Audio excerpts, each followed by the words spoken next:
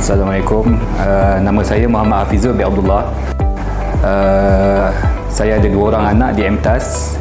Seorang yang Kasih Khaira Alisha dan seorang lagi Adif Isyad. Mereka dua-dua anak saya, seorang dah 4 tahun di sini dan seorang lagi dalam 1 tahun. Di MTAS ni bukan sahaja untuk anak saya boleh belajar menghafal Al-Quran, tapi juga boleh belajar akademik di sini dan boleh mendalami ilmu kitab, belajar bahasa Arab dengan lebih mendalam di MTAS ni.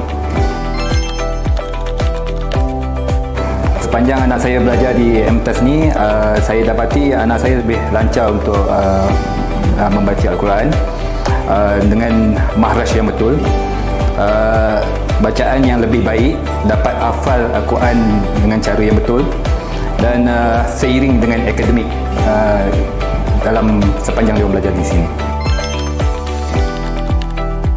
Di sini tenaga pengajar yang saya rasa yang agak berkualiti.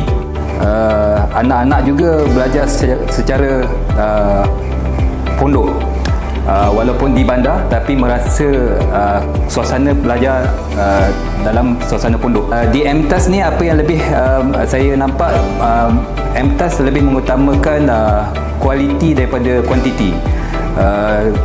Apa yang saya nampak di dalam kelas, pelajar tidak ramai, jadi guru lebih dapat fokus kepada pelajar.